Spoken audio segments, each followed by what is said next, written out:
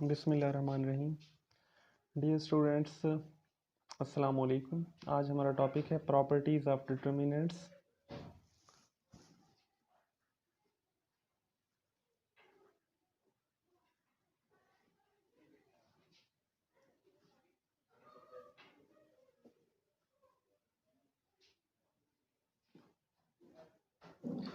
ये बहुत इम्पोर्टेंट है।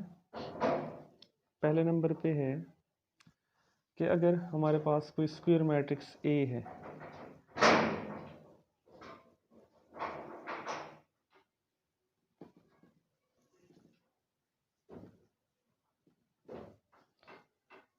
तो उसका जो डिटर्मिनेंट होगा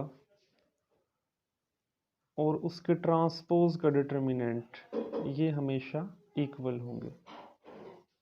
यानी उसके कहने का मतलब ये है कि अगर हमारे पास कोई मैट्रिक्स ए है, for example 2 3 4 5,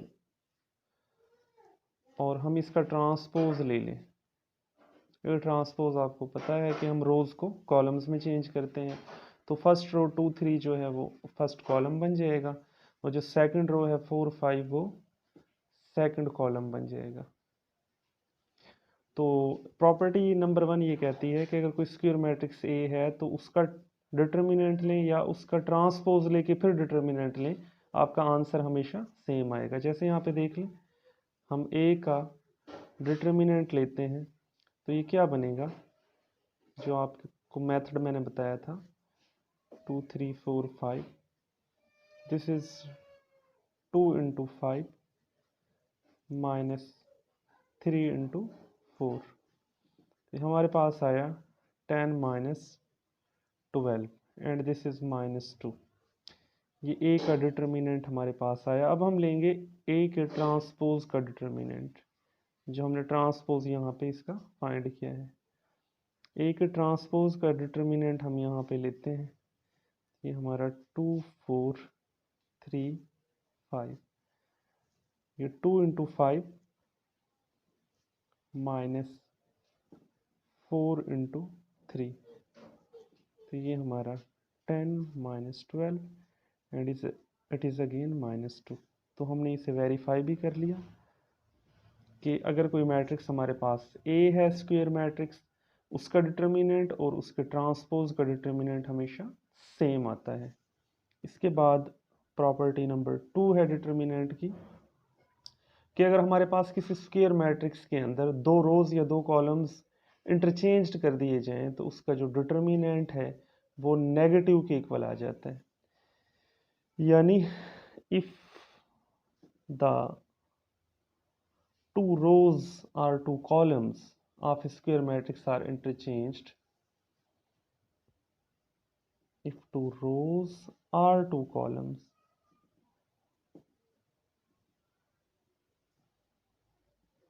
of a square matrix are interchanged,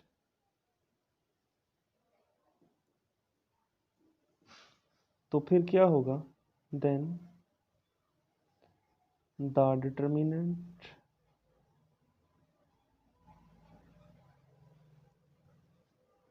of the resulting matrix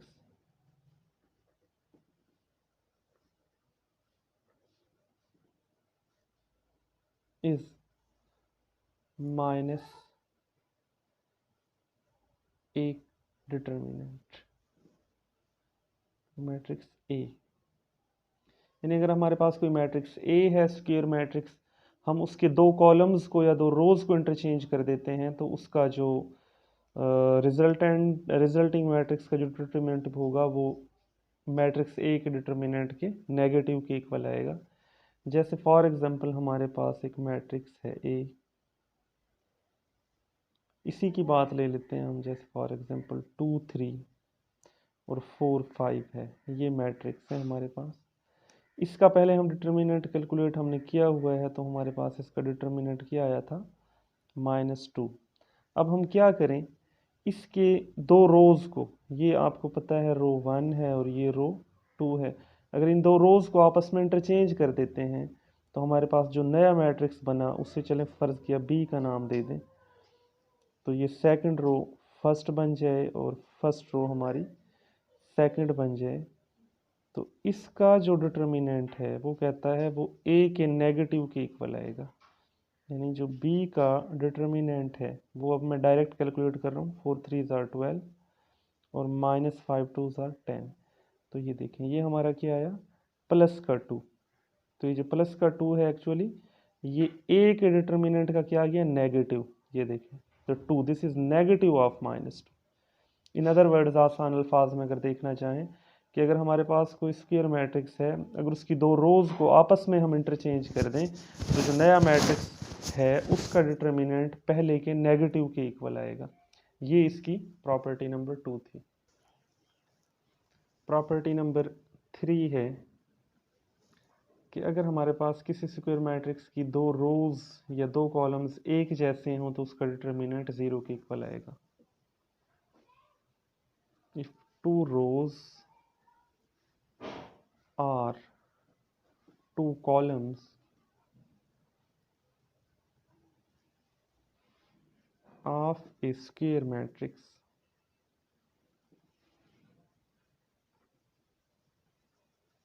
are identical, identical का मतलब है कि एक जैसे हों, are identical then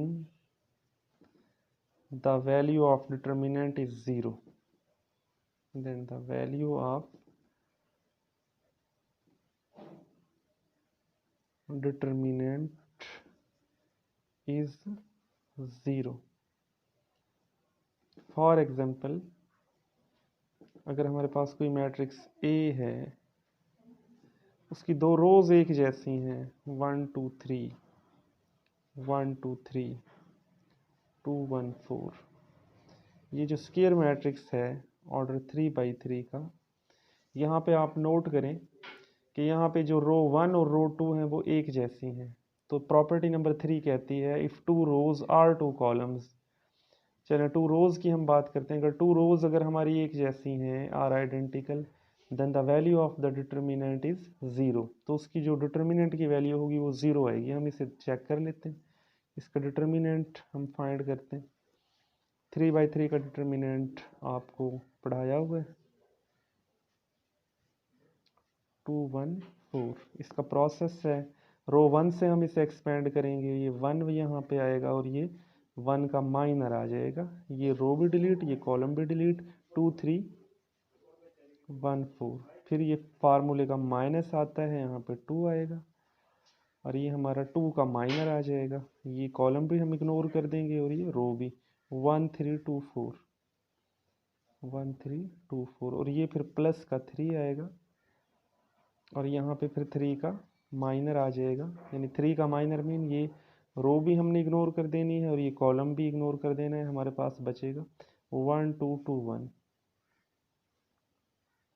अब हम इसे सिंप्लीफाई करेंगे। 2/2 का हमें ओपन करना आता है डिटरमिनेंट। 4 2 ज़ार 8 8 -3 -2 इंटू 4 1 ज़ार 4 -3 2 ज़ार 6 +3 इंटू 1 1 ज़ार 1 -4। हम इसे सिंप्लीफाई कर रहे हैं। The 1 8 -3 this is 5 -2 into 4 -6 -2 and +3 into 1 -4 -3। 5 ये प्लस का 4 हो जाएगा और ये माइनस का 9। तो ये देखिए 9 - 9 आंसर हमारा क्या है, 0। तो ये प्रॉपर्टी हमारी वेरीफाई हो गई। प्रॉपर्टी नंबर 3 क्या है, if two rows or two columns of square matrix are identical, एक जैसे हो, then the value of determinant is 0। उसके बाद हमारी प्रॉपर्टी नंबर 4 है, डिटर्मिनेंट की ये प्रॉपर्टीज़ हैं। प्रॉपर्टी नंबर 4 में ये है कि if any row or column of a square matrix is 0,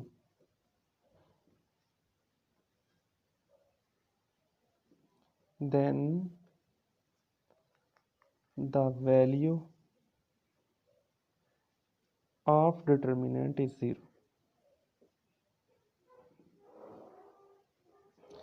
यानी वो कहता है कि अगर किसी मैट्रिक्स की कोई एक रो पूरी की पूरी 0 हो जाए या एक पूरा का पूरा कॉलम 0 हो जाए तो तब भी जो उसके डिटर्मिनेंट की वैल्यू होगी वो 0 के इक्वल होगी।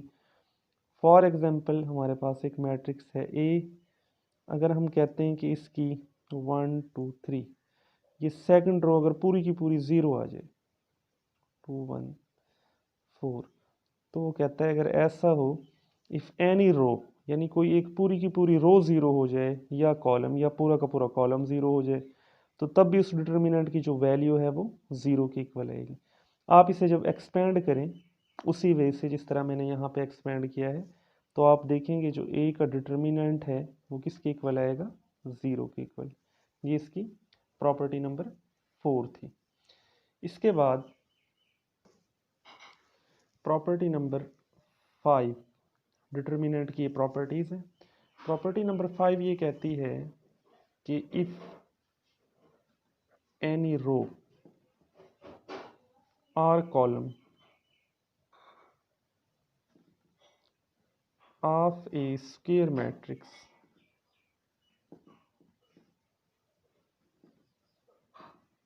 is multiplied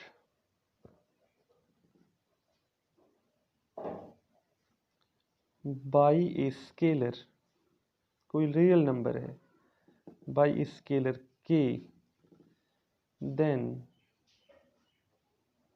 the value of the determinant, then the value of the resulting determinant, then the value of the determinant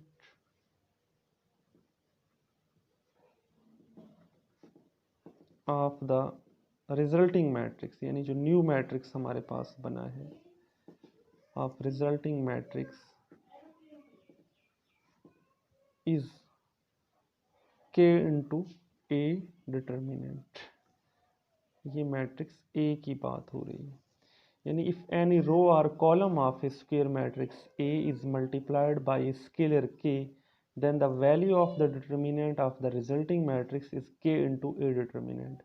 यानी उसके कहने का मतलब है, एग्जाम्पल से हम देखेंगे कि हमारे पास कोई मैट्रिक्स है A, फॉर एग्जाम्पल 1 2 3 7, तो इसका डिटर्मिनेंट जो है वो हमारे पास क्या आएगा, ए का जो डिटर्मिनेंट है जो हमारे पास ओरिजिनल मैट्रिक्स है उसका डिटर्मिनेंट आएगा 7 1s are 7 एंड -3 into 2, तो ये हमारे पास आया 7 - 6, आंसर आया 1।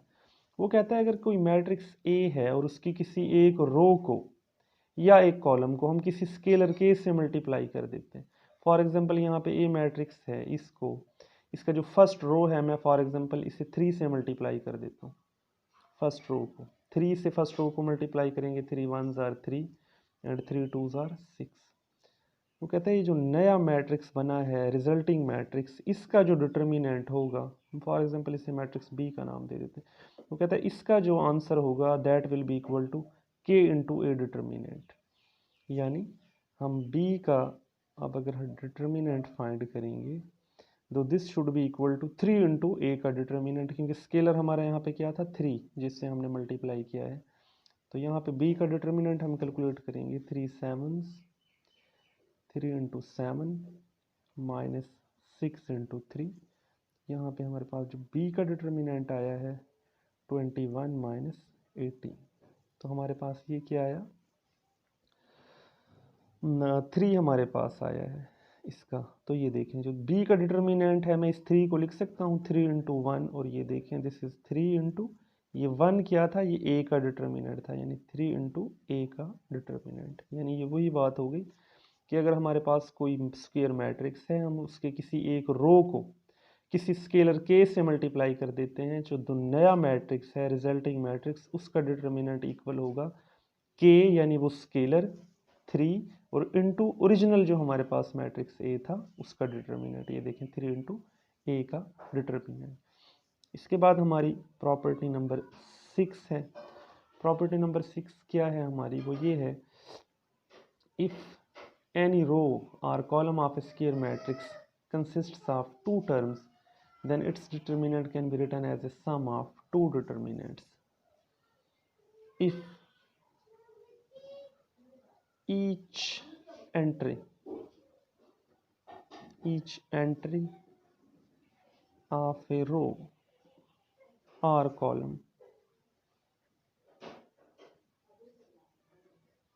of a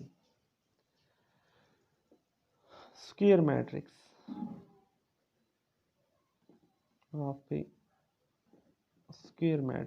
consists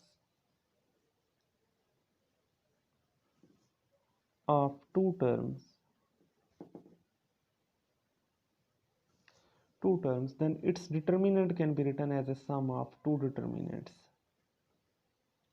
Then its determinant can be written as a sum of two determinants.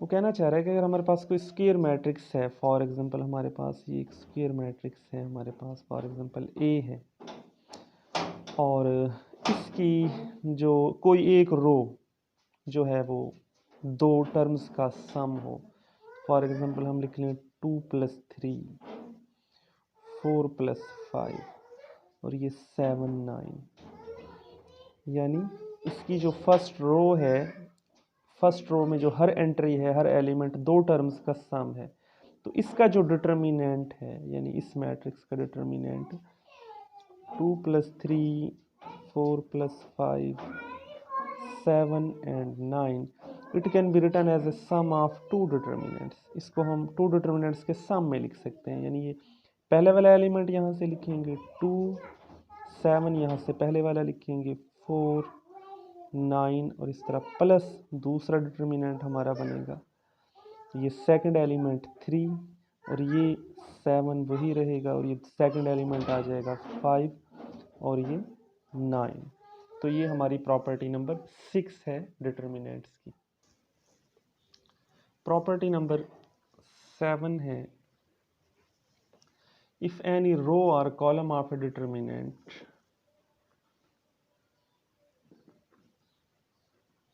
any row or column of a determinant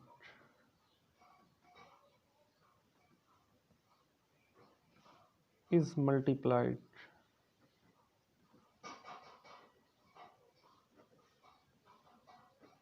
by a non-zero number k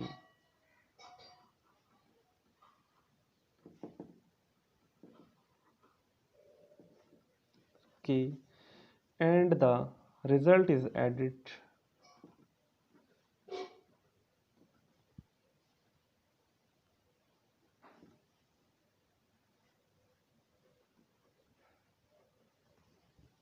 to the corresponding elements of another row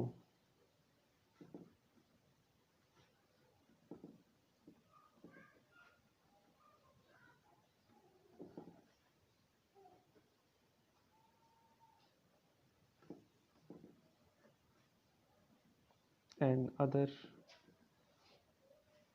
row or column. Then the value of determinant does not change. Then the value of determinant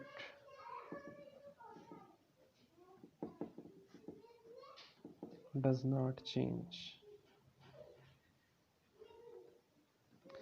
example यहाँ पे हम देखेंगे. फर्ज किया हमारे पास कोई matrix है ए, उसमें है फॉर एग्जांपल 1 2 3 7, ये मैट्रिक्स है. इसका जो अपना डिटर्मिनेंट है ए का, ये जो ओरिजिनल मैट्रिक्स है ए का डिटर्मिनेंट हमारा आ रहा है 7 × 1 - 2 × 3, तो ए का जो डिटर्मिनेंट वो आया 7 माइनस 6, हमारे पास आ रहा है 1। ये प्रॉपर्टी हमें ये बताती है कि किसी मैट्रिक्स की किसी एक रो को अगर हम किसी नॉन ज़ीरो नंबर से मल्टीप्लाई करके रिजल्ट को किसी कॉरेस्पॉन्डिंग रो में ऐड कर दें तो उस डिटर्मिनेंट की वैल्यू पे कोई फ़र्क नहीं पड़ता। फॉर एग्जांपल हम यहाँ पे एक स्केलर जो k है, here take k is equal to हम 4 लेते हैं और 4 को रो 1 से हम कर देते हैं मल्टीप्लाई। रो 1 हमारी यहाँ पे है, जो रो 1 है वो है हमारी यहाँ पे 1 2। इस रो 1 से हम 4 को करते हैं मल्टीप्लाई, तो 4r1 जो हमारा बनेगा वो क्या बनेगा 4 8। दिस इज ये हमारी जो रिजल्ट बना 4 8, यानी रो 1 हमारी थी 1 2, इस रो 1 में हमने 4 से मल्टीप्लाई किया 4r1, तो ये बन गई 4 8। अभी जो रिजल्ट है 4 8, अगर हम इसको किसी और कॉरेस्पॉन्डिंग रो में ऐड कर देते हैं, फॉर एग्जांपल यहाँ पे सेकंड रो 3 7 है, अगर यहाँ पे हम ऐड कर दें फर्स्ट 1 2 ऐसे ही रहे, ये जो रिजल्ट है 4 8, ये अगर हम इसमें ऐड कर दें तो 3 + 4 यानी 3 + 4 एंड 7 + 8, 7 + 8। तो वो कहता है कि अगर हम ऐसा कर दें तो इस मैट्रिक्स के जो डिटर्मिनेंट की वैल्यू है उस पर कोई फ़र्क नहीं पड़ेगा। चलें, अब हमने ये प्रोसेस जो किया, अब हम देखते हैं इस पर फ़र्क पड़ता है कि नहीं पड़ता। इसे हम सॉल्व करते हैं तो ये हमारा बन जाएगा 1 2 4 + 3 7 और 8 + 7 15। अब हम इसका डिटर्मिनेंट कैलकुलेट करते हैं। चलें, इसे हम न्यू मैट्रिक्स का नाम दे लें बी का। अब इसका जब हम डिटर्मिनेंट लेंगे तो देखिए 1 × 15 माइनस 2 × 7, ये हमारा 15 माइनस 14, तो आंसर क्या आया 1। यही बात उसने की है। ए का जो आंसर था डिटर्मिनेंट था वो भी 1 था, जो बी का डिटर्मिनेंट है वो भी 1 है। वो यही बात यहाँ पे कर रहा है कि if any row or column of determinant is multiplied by a non zero number के, अगर किसी मैट्रिक्स की किसी एक रो को या कॉलम को किसी हम नॉन ज़ीरो नंबर के से मल्टीप्लाई कर देते हैं उस रो को, और जो रिजल्ट है उसे किसी कॉरेस्पॉन्डिंग रो में हम ऐड कर दें, तो जो नया मैट्रिक्स हमारा बनेगा उसका डिटर्मिनेंट और ओरिजिनल का डिटर्मिनेंट सेम होगा, यानी then the value of determinant does not change. जो डिटर्मिनेंट की वैल्यू है वो चेंज नहीं होगी। डियर स्टूडेंट्स, ये 7 प्रॉपर्टीज़ थी जो आज हमने पढ़ी हैं डिटर्मिनेंट की। इन 7 प्रॉपर्टीज़ को आपने याद रखना है, इनकी प्रैक्टिस करनी है, क्योंकि नेक्स्ट क्वेश्चंस में ये हमारे प्रॉपर्टीज़ यूज़ होंगी। तो नेक्स्ट लेक्चर के साथ इंशाल्लाह कल फिर मिलेंगे। अल्लाह हाफिज़।